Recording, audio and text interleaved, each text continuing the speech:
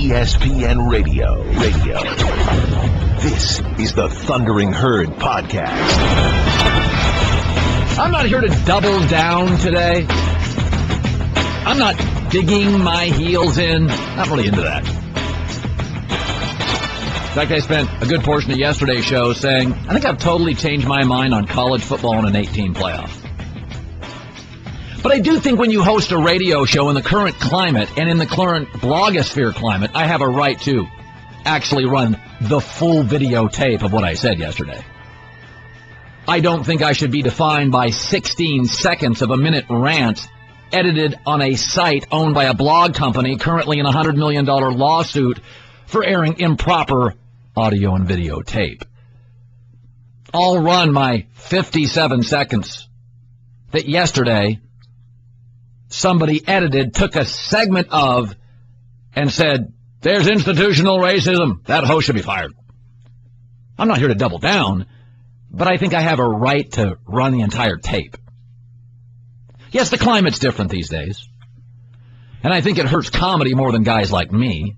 I don't think what I say often is that cringeworthy. I saw a story yesterday, Jon Stewart, unbelievable talent, Jon Stewart, Vulture magazine. Jon Stewart apparently told a African-American writer on his staff, blankety, blankety, blank, they got into an argument. And they got into an argument because the black writer was offended or, quote, cringed, unquote, when Jon Stewart, white, went on his show and did a rant, and in the rant there was a bit where he impersonated Herman Cain, candidate who was black. And the black writer confronted Jon Stewart in a meeting and said, I was uncomfortable, I cringed. To that I would say, all great comedy comes from the cringe. Amy Schumer, Louis C.K., Chris Rock, George Carlin, Eddie Murphy.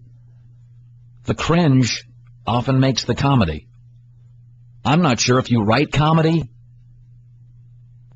if you're writing it and you're never on a show that makes you cringe, that show probably sucks. Key and Peele, I laugh out loud. Some of it I cringe. Louis C.K., I laugh out loud. Some of it I cringe. The cringe makes the comedy. Now, I don't think the cringe makes the radio host. But yesterday I said something. We got into a discussion about baseball, and I said, soccer does this sometimes too, where it's like, you don't get the sport, you're not smart enough. Oh, stop it. Can we stop with the I don't get a sport because it's just too complex? And I said, think about baseball. In football, if a quarterback and a center couldn't communicate, spoke a different language, you couldn't run a play. In baseball, you can have a shortstop from Cuba, a pitcher from Korea, a second baseman from Brazil, and a catcher from Colorado. You could win a World Series. You can't even communicate. You could have major language barriers. Doesn't matter. Only 4%, 4.3%, last time the stats were taken according to Stats LLC in May of 2014, only 4% of the sport had a college degree. That includes its managers and coaches. So I don't think I have to be Stephen Hawking to understand baseball. Most of the players didn't go to college. They seem to understand it. Many times the players can't even understand languages with their teammates. Doesn't matter. Then here's the part I said, and it got people riled up. Some people. I said, listen, a third or a quarter of the sports from countries with economic hardships that have created educational hurdles. Here's the actual tape that became, on the blogosphere, 57 seconds, a firestorm. I mean, the Marlins put a general manager in their dugout. People freaked out. Whoa! It's baseball. You don't think a general manager can manage? Like, it's impossible? The game is too complex? Like, I've never bought into that baseball's just too complex. Really? A third of the sport is from the Dominican Republic. The Dominican Republic has not been known in my lifetime as having, world-class academic abilities. I mean, a lot of those kids come from rough backgrounds and have not had opportunities academically that other kids from other countries have. Baseball's like any sport. It's mostly instincts. A sports writer who covers baseball could go up to Tony La Russa and have a real baseball argument, and Tony would listen, and it would seem reasonable. There's not a single NFL writer in the country that could diagram a play for Bill Belichick. You know, we get caught up in this whole thinking man's game. That's it. I get when published out of context, a single quote, and you stop the tape. I understand it. I get it.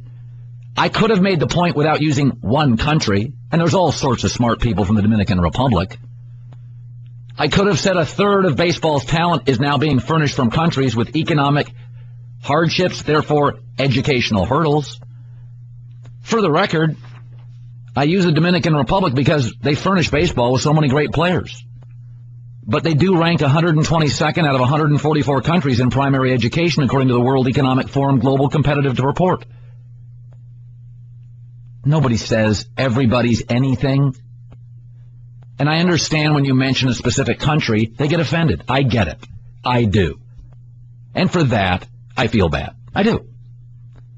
But I have 4 reports in front of me. World Bank, OECD, where there are discussions of major deficiencies in the education sector at all levels. Secondary, large management inefficiencies, teacher education, creates bottlenecks in the supply of secondary schools, 50% dropout rate. World Bank, major inequalities in the provision of primary and secondary education in the Dominican Republic. It wasn't a shot at him. It was data. I think 5-7 years ago I talked about this same subject. Was I clunky? Perhaps. Did people not like my tone? I get it. Sometimes my tone stinks. But I do think I have the right to play the entire tape. And I don't think I'm digging in. I'm not doing a Trump and doubling down. But I think when you host a radio show, just like Jon Stewart hosts a show, I think sometimes I bring up stuff the show before me doesn't, the show after me maybe doesn't. I do. That makes people cringe. I'm not saying there's not intelligent, educated people from the Dominican Republic. I cringe at the data too. Do we understand how lucky we are in America? That was the tape yesterday, and I wasn't on Twitter much, had to fly around with my kids. I think we live in a climate now, stats and facts, sometimes, even when presented, are overwhelmed by comments from comedians, from hosts, makes people uncomfortable, makes me uncomfortable too. But the topic really was, stop telling me baseball's too smart for me. And soccer fan does it sometimes too. Baseball's multilingual, so is soccer, seamless, doesn't matter. I don't think you could do that in football. I don't think if Peyton Manning spoke one language and his center and wide receiver the other, I don't think you could audible a single play. Forget a series, forget a season, forget a game. I don't think you could audible a play.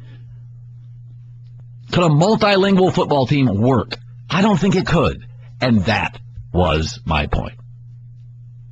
Hall of Famer Bill Parcells, Dan Graziano, actor Jake Gyllenhaal, all in the herd today. The other story that my staff, they in the morning they furnished me with 5 or 6 stories. The next story I'm going to present to you is not made up. It is not a made-up story. I thought it was from The Onion. It's not from The Onion. It is a real story, and this may offend people, but I just can't believe what I read this morning from my staff. I can't believe it. I had to go on the internet and check to make sure they weren't doing it to poke me in the ribs. You're in the herd. The Thundering Herd Podcast. I joked about 2 months ago, sarcasm doesn't play on Twitter all the time or on radio, that if I ever was forced to cover esports, which is basically video games, I'd just retire from the business. Video game players didn't take kindly to my comments. So when I saw this story this morning from my staff, I thought, you're making it up. I went to The Onion. They weren't making it up. It's a real story. E-sports leagues, video game leagues. Plan to test for PEDs. A comprehensive drug testing program. Playing video games, I'm sorry, it's not a sport. There is some skill involved. I guess there's competition. But is a jockey an athlete? Whoa, Colin! So riding something powerful, a car or a horse, that makes you an athlete? So, is my pilot on Delta an athlete? He's riding something powerful too, but he's not competing, hell he's not, against nature and arrival times. Yes, he is. An athlete, and I went to a dictionary this morning. Noun. A person trained or gifted in exercises or contests involving physical agility, stamina, or strength. A participant in an exercise. I'm sorry. Playing video games does not an athlete make you. Let me try that again. Playing video games does not make you an athlete. It's not an athletic, it's a skill. It's competitive. I was really good at Pac-Man. It didn't make me Usain Bolt. Is a poker player an athlete? That's a skill. That's a competition. That airs on ESPN 3. So is a poker player an athlete? I got nothing against you video gamers. My son is on Minecraft 90 minutes a day. That's some sort of fort-building exercise from a guy in Denmark. Nerd alert! Whatever. He's 9. He can either do that or swim. It wears him out. I'm a parent. I need a cocktail by 3 just to get through parenting. But my son's not an athlete because he plays Minecraft. I mean, sorry. I'm sorry, gamers. I know it's competitive. I know it airs on ESPN. We've got hot dog eating contests on ESPN. That doesn't make Kobayashi an athlete. It makes him a glutton. And let me ask you this. Does this sound like a sport? Really enjoyed seeing how Berkeley was able to control that map to get the coins, really punishing them with the pirate ship. Does that sound like a sport to you? Really, all that matters is who gets the third tribute. Do you get 3 total so you can curse your opponent and, of course, make it so his buildings don't even shoot at you? Is that going to be an Olympic sport someday? Hey, everybody, Turks and Caicos dominates at Frogger. Come on! This is not sports! It's video games. They're skilled, they compete, it may air on ESPN. We have a spelling bee! I mean, I can't spell guacamole. If I could, does it make me an athlete? I can't spell cinnamon or Cincinnati. Those are words I struggle with. It doesn't make me an athlete. Cincinnati, cinnamon, couldn't spell them now. And but when I can, is 2 heroes taken down by UC Berkeley. Yeah. Hey, I was elite at Donkey Kong. All right. I'm not Peyton Manning because of it.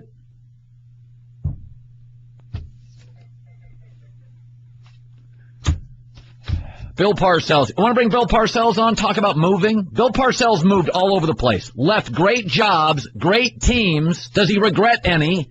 To rebuild stuff. And I said, as I depart ESPN, a big part of this isn't that ESPN wouldn't let me talk. Isn't that I argue with Jim Harbaugh. I'm going to talk to Jim Harbaugh someday again.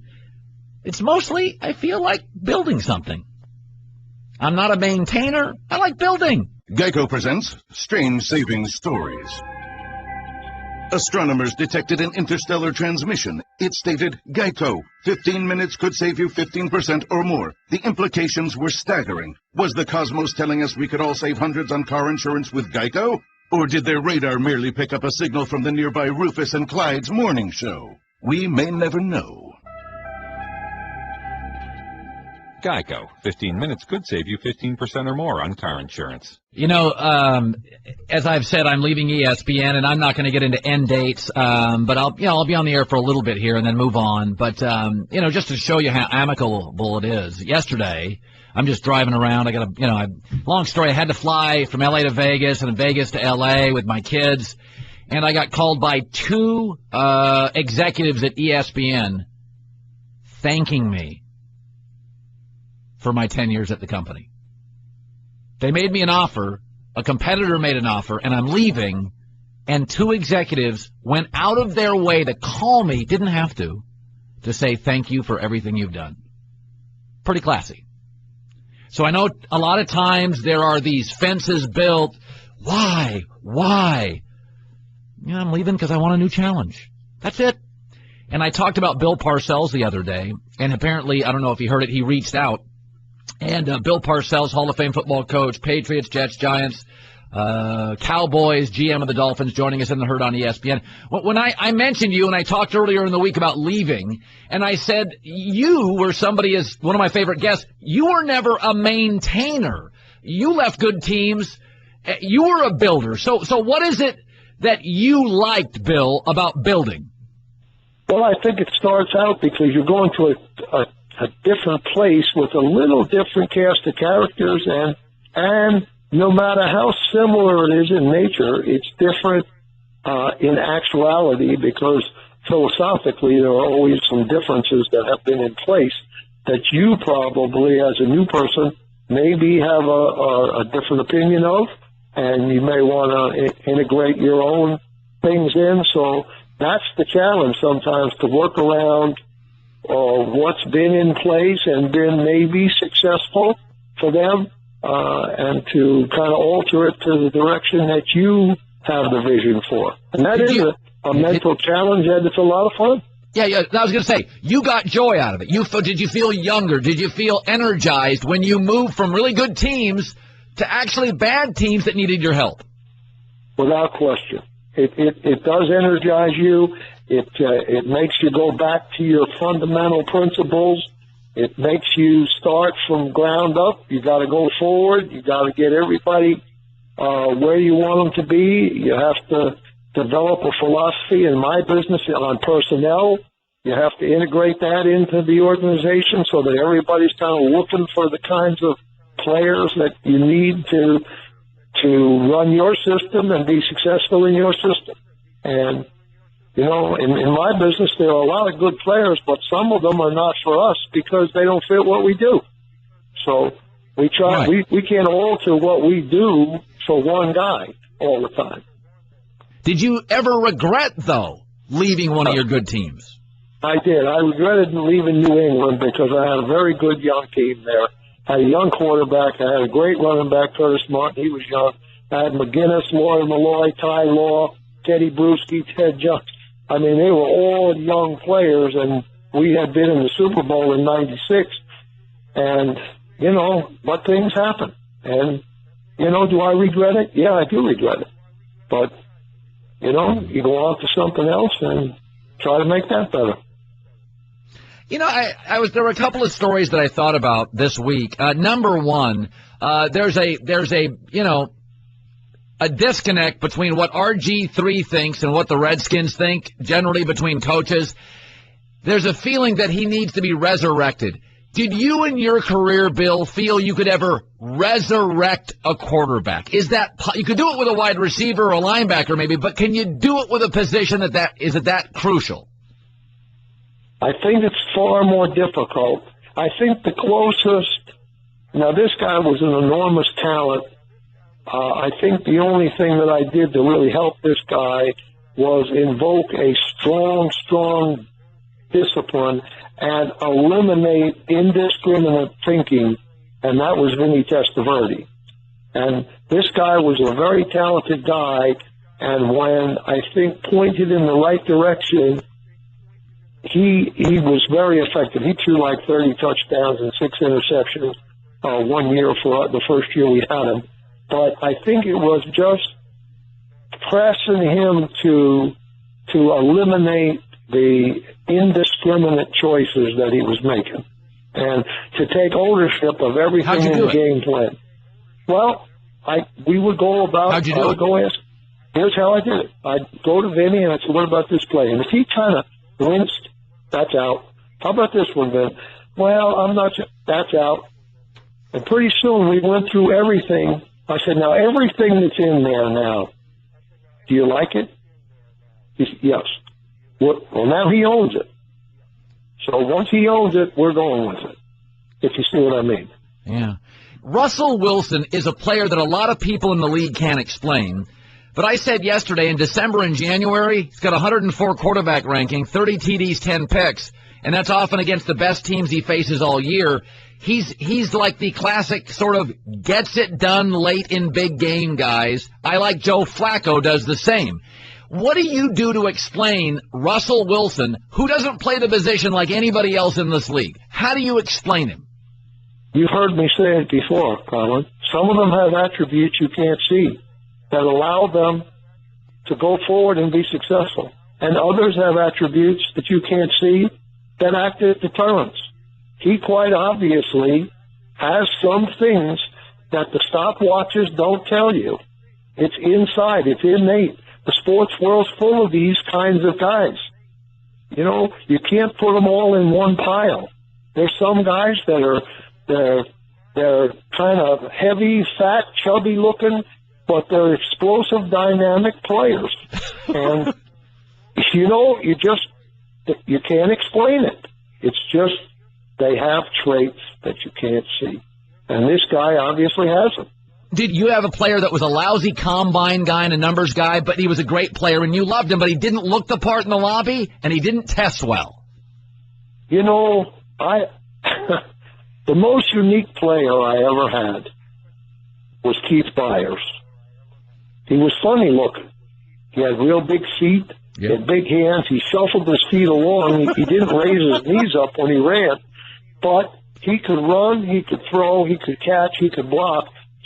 He was like a jack of all trades. I wouldn't call him a lead running back, although that's what he was at Ohio State. He was just a versatile player that could do all the dirty jobs that you wanted it to do. And he just didn't look like, you know, anything I'd ever had before. But as an opponent, I got a great deal of respect for this guy. And finally, when I got him on my team, it was easy because I'd seen him do all this stuff. And so we just tried to filter that into the system and use his ability the best we could. Bill Parcells, one of my favorite guests. I referenced him a couple of days ago. As I said, I was leaving ESPN, and that I wanted to rebuild something and start over.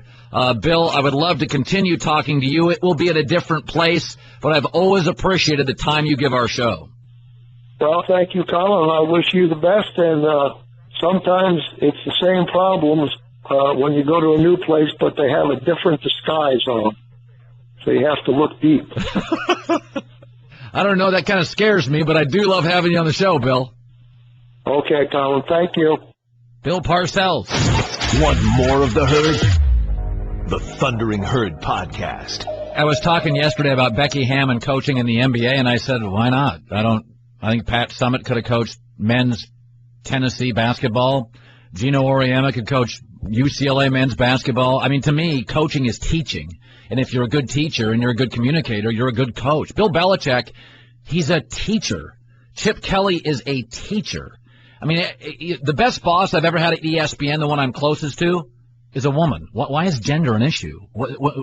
I don't get it. My best high school, teachers. Best two, probably women. I don't get it. And I said, get Geno Auriemma on, who right now is really the John Wooden of basketball in America, that has created a dynasty. I mean, Judge, I wasn't around for a lot of the John Wooden years. I'm 50. What Geno's done it's unbelievable. I mean, it's incredible. And I watch him and I see the confidence and the swagger and the look and the sales, and I think he's just a coach. That guy'd win anywhere. And Geno's joining us in the Herd on ESPN Radio. Geno, thank you, first of all, for coming on the show. Thanks for having me, Colin. I really appreciate it. Is there, and I don't know your entire background, is there a difference coaching men and women? I don't know if there is there? There's some subtle differences, I think. The game is played a little bit differently, and you might have to tailor your approach a little bit differently.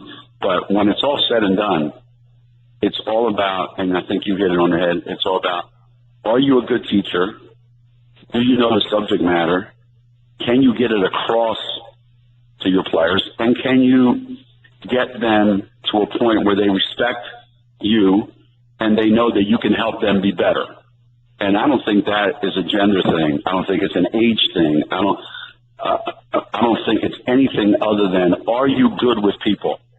And if you are, then you have an opportunity to be great regardless of your gender. Geno, there was always sort of a stereotype that, if you coach girls, don't yell. And I watch you, and you're tough. You're tough on your players. Is that completely a stereotype, or do you have to sometimes be a little more gentle and a little less volume? What do you make of that? I think it's situational, and I think you have to pick your words carefully, just like you would, as your son is getting older, let's say, and your daughter is getting older. The conversations that you have may be about the same things, but they may be delivered in a little bit different way. I think great players, men or women, want to be challenged, want to be held to a real high standard. So whenever I really want to get my team upset about how they're playing, I ask them, and I know you're probably going to get some response to this, and it's going to be stupid. I ask them, do you guys want me to coach you like basketball players, or do you want me to coach you like girls that play basketball? Which is it? And every one of them will say, Coach, just treat me like a basketball player. Right. And that's what I've always done since the beginning. And I've coached guys, I've coached women, I've coached high school, I've coached college. I coach them like basketball players. And you know what? That's what they appreciate. That's what they want. Yeah, I actually think that's the ultimate sign of respect. I think you take gender out of it, which to me may rankle some people. I think that's actually an incredible sign of you're not placating them. You're saying, I just consider you great athletes. It's the Herd on ESPN Radio. Geno Auriemma, UConn's coach. When, you make a very good living. I've gone to Mohegan Sun and seen your restaurant. You do very well for yourself. There's no reason to ever leave. Have you been offered ever, though, Geno, other jobs and potentially coaching guys? Yes, they just came at the wrong time in my life.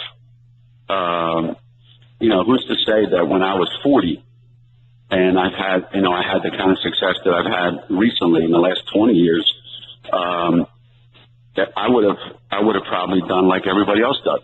I would have said, you know what, that's my next step.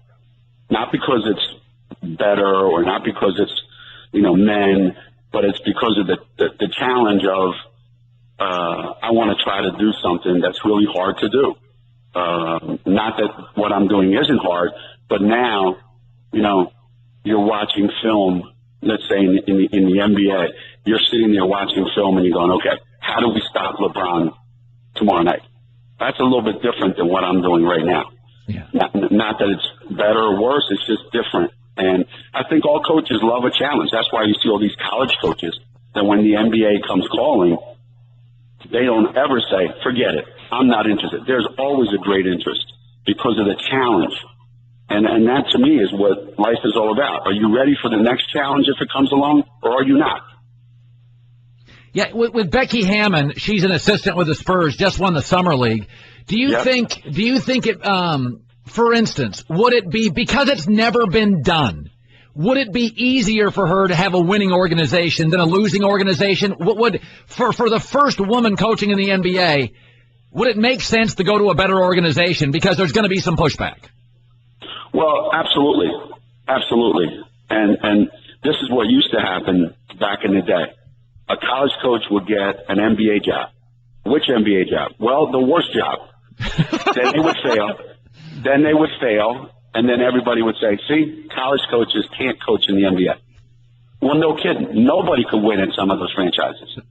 So you take somebody like Becky now, she's incredibly fortunate to be with maybe the best organization in the NBA, with the best coach in the NBA, whose players respect him, the game, and the organization to the ultimate.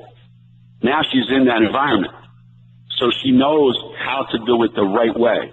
And obviously she carried that over to the Summer League.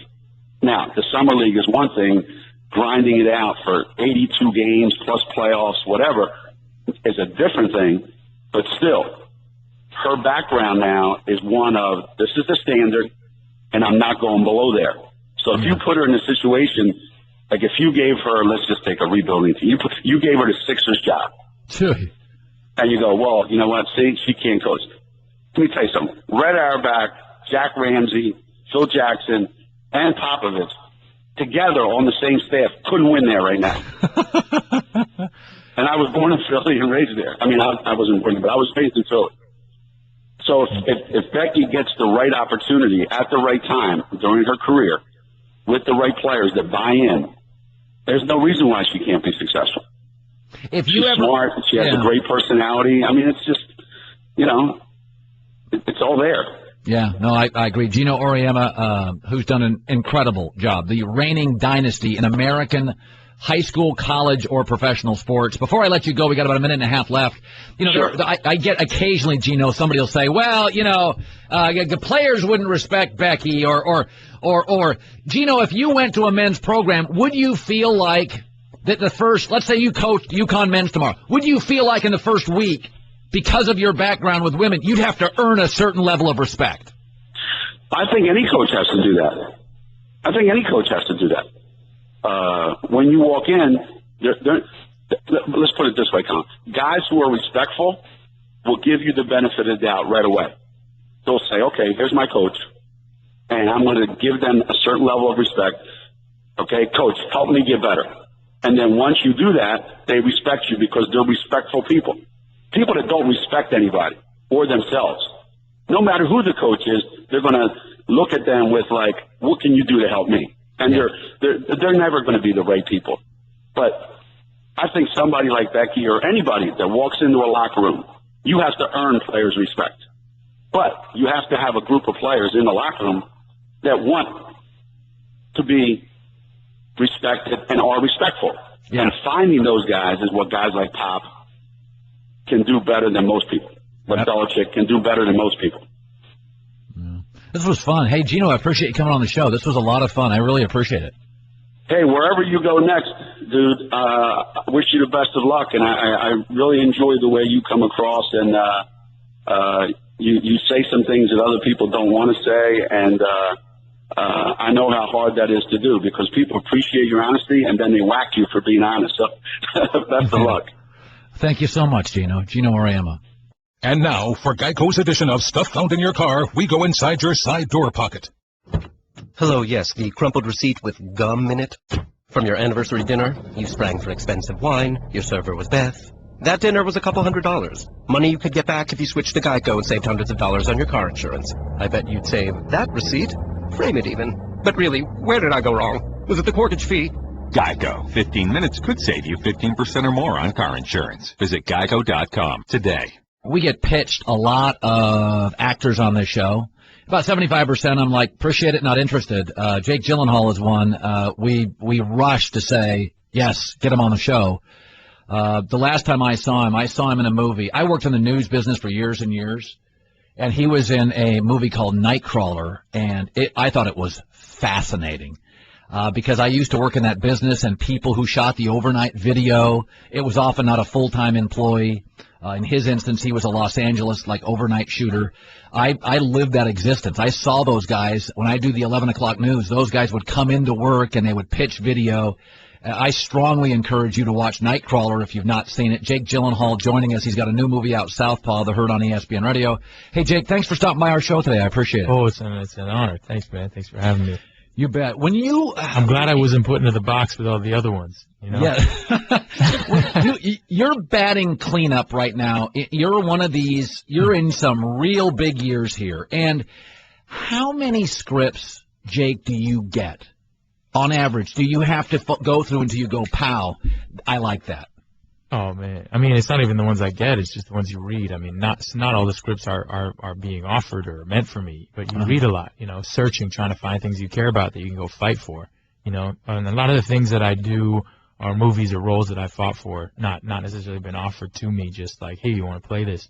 I mean, I would say, there are hundreds, hundreds before you get to one that moves you, and that's all I'm looking for, something that moves me in, and sometimes also something that's going to bring me into a world that I'm going to learn something about, that I never knew, and something that's going to change my world and my life, Do you feel that reading a script instantly, or sometimes does it take page 58 before it clicks? No, it's instant. Really? I mean, it's instant. You read it. Sometimes I'll read, and sometimes it dies off. Like you'll read the first page, you'll be like, oh man, and then you're like, I'm in this, and I'll hesitate. I want to like call my agent and be like, I'm in on page 2, But I've learned through experience that sometimes at page 30 it drops off, and then by 100 you're like, I've seen this a million times. So you have to hold it back until you get to the end.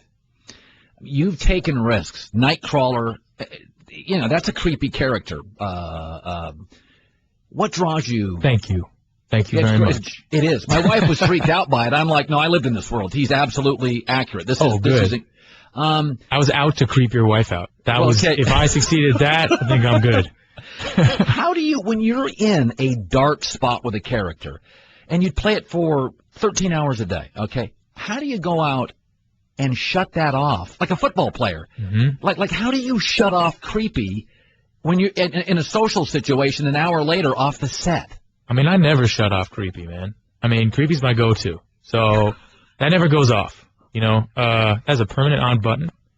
But sometimes it's overridden by other feelings, like, sympathy. But creepy's always there.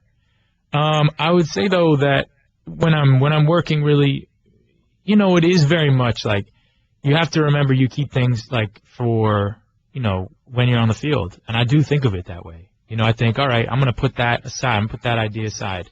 I'm going to think about, and you're, more often than not, sometimes feelings kind of get into real life. That's why when you play somebody like I did in Southpaw, or like a boxer, or you play someone like Lou Bloom in Nightcrawler, you kind of stay away from people for a little while. You just focus on your work and you just completely immerse. And the people that don't understand what you're doing, you just stay away from, and then you change up. But that's craft, man. That's technique and craft.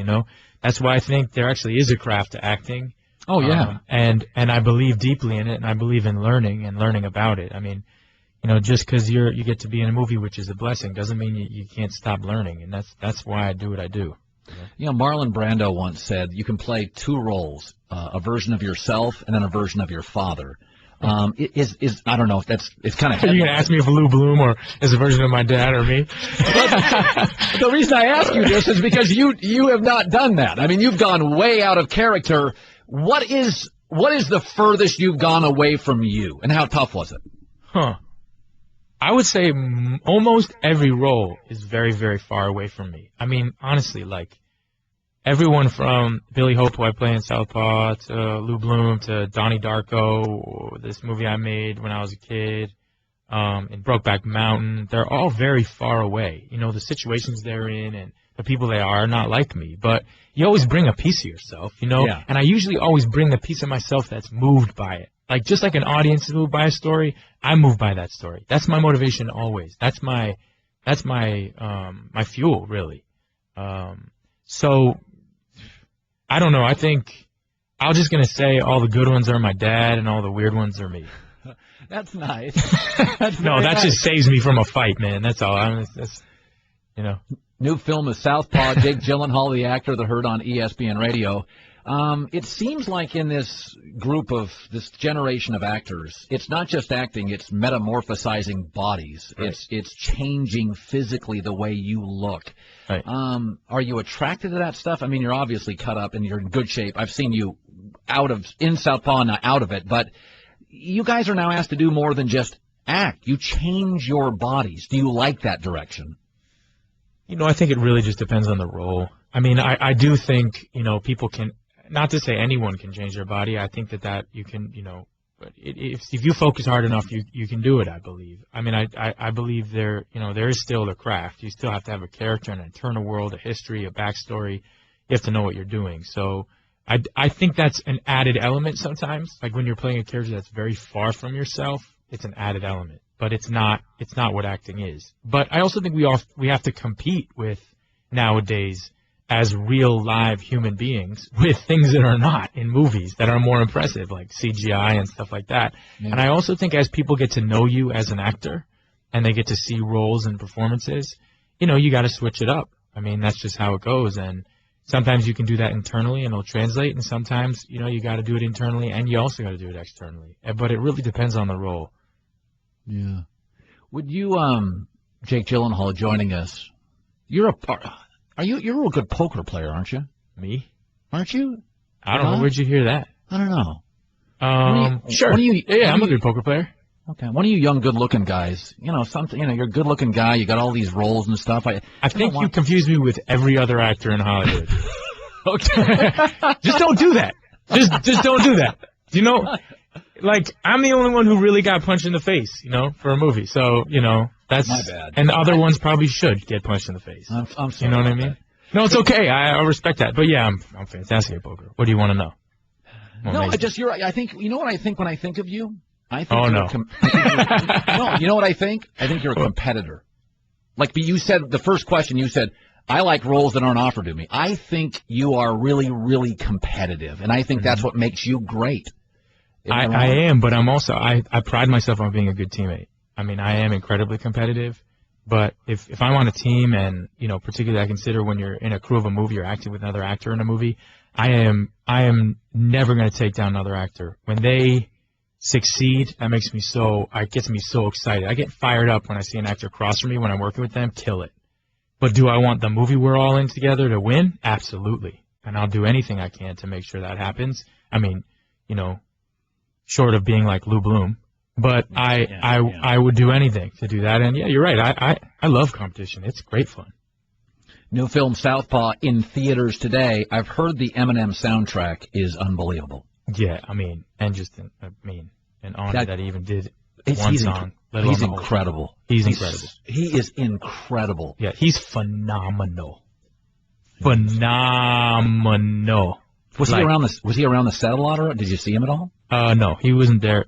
Tyson came to set, but no, not. Eminem I met just actually last week for the first time, and we did a round of press together for the movie, and I had obviously heard his song before. When I heard he was going to write music for it, I was just like blown away.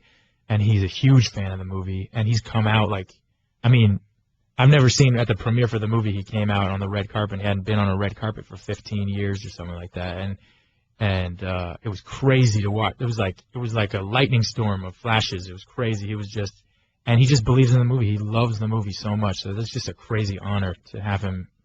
Just even if he's just like, I really love this movie, it's an honor.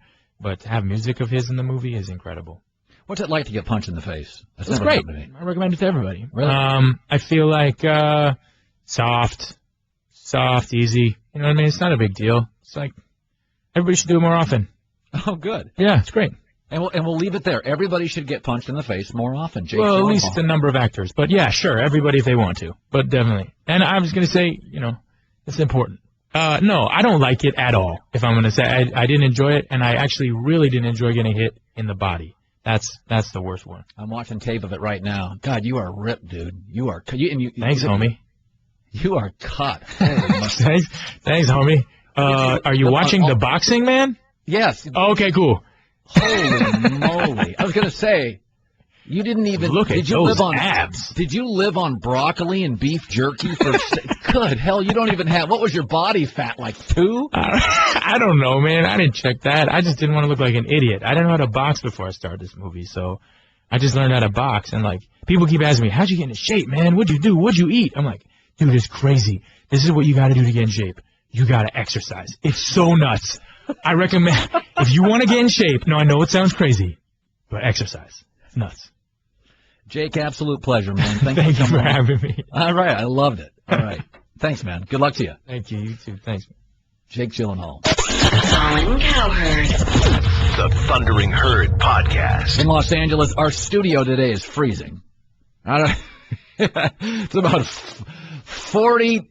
It is 42 degrees, and I'm wearing a golf shirt here in Southern California where I'm doing my show permanently.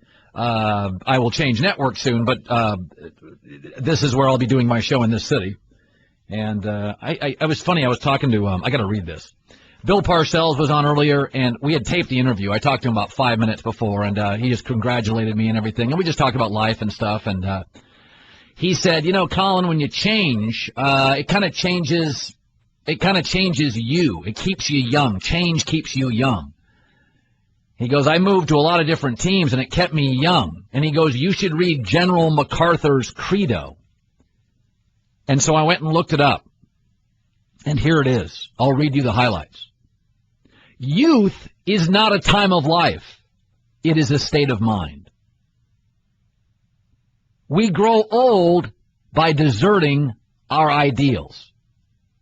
Years may wrinkle the skin, but to give up enthusiasm wrinkles the soul. Worry, fear, self-doubt bows the heart and turns the spirit back to dust. Whether 16 or 60, there is in every human a heart, the lure of wonder, childlike curiosity of what's next, and the joy of the game of living. In the center of your heart and mind, there is a wireless station. So long as it receives messages of beauty, hope, cheer, and courage, you're young. Best part. When the aerials are down and your spirit is covered with the snows of cynicism and the ice of pessimism, then you have grown old, even at 20. There you go. Speaks of change, being energized, staying young. Earlier today, I got into this topic. I thought it was a fake story. I checked The Onion, the satirical website, and it wasn't fake. Esports is gaining in popularity fast. Esports is video gaming. It's not really sports, but that's what they call it. Esports League video gamers plan to test for PEDs. They're going to begin to explore a comprehensive drug testing program. Now, I don't consider them to be athletes. I do think there's skill, and I think there's competition. But I don't necessarily think a jockey is an athlete, although he's skilled and he competes. I don't think riding something powerful, like a horse, makes you an athlete. I think a pilot is riding something powerful. I don't think a pilot is necessarily an athlete. They have a skill, and they're competing against nature and the arrival times. What's the line? Is there a physical dexterity needed? That's the line to me. I don't think a poker player is an athlete. He's skilled. He's competitive. There may be standings, and it can be televised on a sports network. So I looked up what an athlete is this morning. Noun.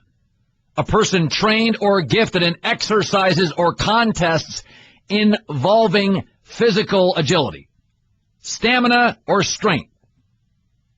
I don't think esports are athletes. Again, I was excellent at Pac-Man, did not make me Usain Bolt. And when my son plays Minecraft, which is this kind of odd fort building site, talks to other kids in the neighborhood, he plays like 90 minutes. I tell him to get off, go outside and exercise. Because I don't want you to be a lumpy video gamer in your 40s. And from that, I will be met with outrage from people who play video games. Nerds! They're not all nerds. That's no absolutism. There are a lot of people that are non-nerds, like 4, who sit and play video games all day. But there is no, I'm sorry, if you host this show, you can call yourself an athlete. But I host this show, and I'm not calling you an athlete. I don't think jockeys are athletes. Now, I do think NASCAR guys, there's a physical dexterity needed when you're racing in the South and you have a suit on and you're going to lose 27 pounds. I mean, I can't think of anything else other than a 1970s baseball catcher in gear on AstroTurf where you lose 27 pounds during an event. A baseball catcher in the 70s on AstroTurf and a NASCAR driver. They can lose 20 pounds being in that car. Nate, you're in the herd on ESPN Radio. Nate, and go ahead. Go ahead, Nate. Wondering what you think. Hey, how are you doing? Good. Just wondering if you think Bartolo Colon is an athlete. Yes. I mean, because the definition said agility, physical strength. All he's doing is throwing a ball. He throws 90. You ever tried to throw a baseball for? Yeah. I mean, I can't. I'm not. Okay, for 8 innings in the heat outside against world-class competition. You don't think that's athletic? So Justin Verlander's not an athlete?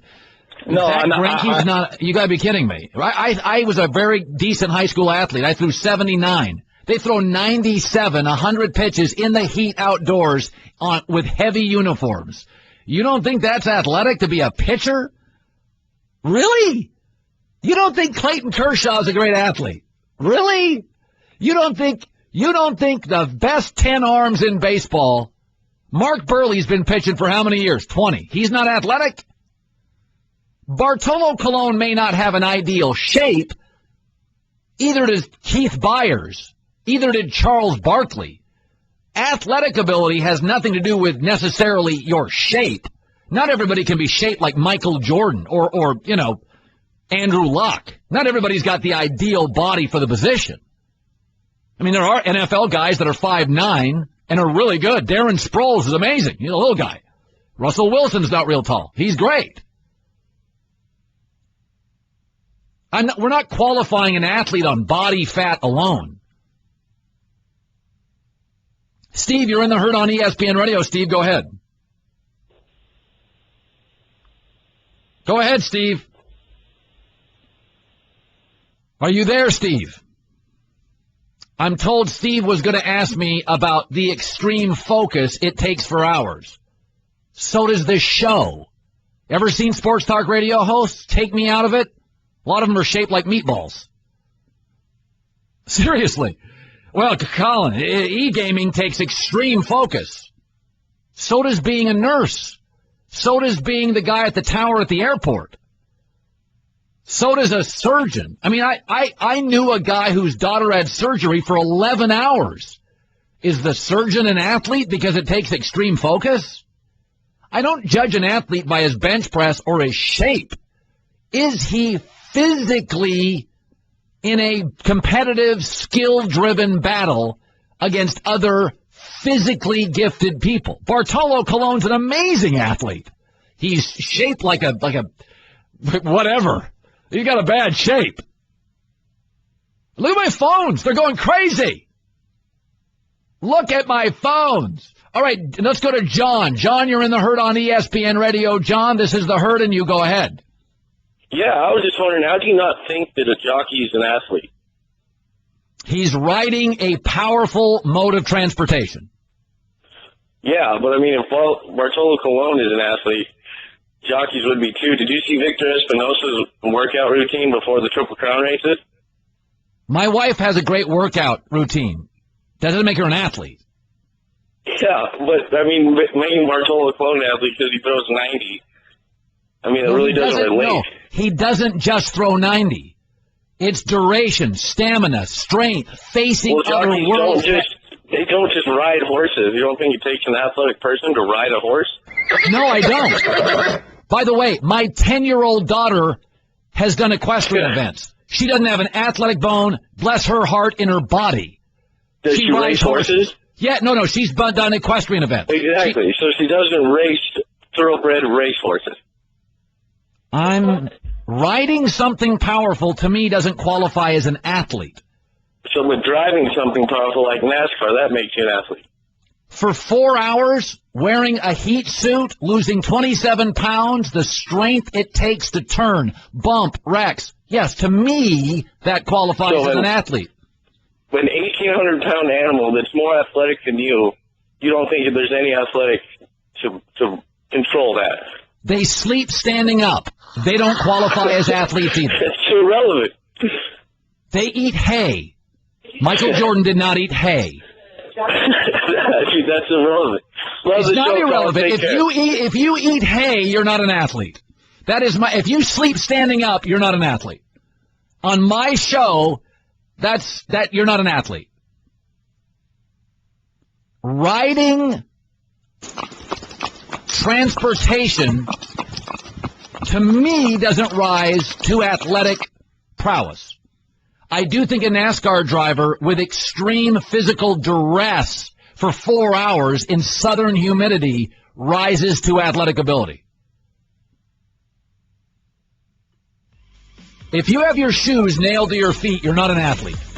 I'm sorry, horse lovers. Check out The Herd with Colin Cowherd weekdays from 10 a.m. to 1 p.m. Eastern on ESPN Radio, ESPNRadio.com, and on ESPNU.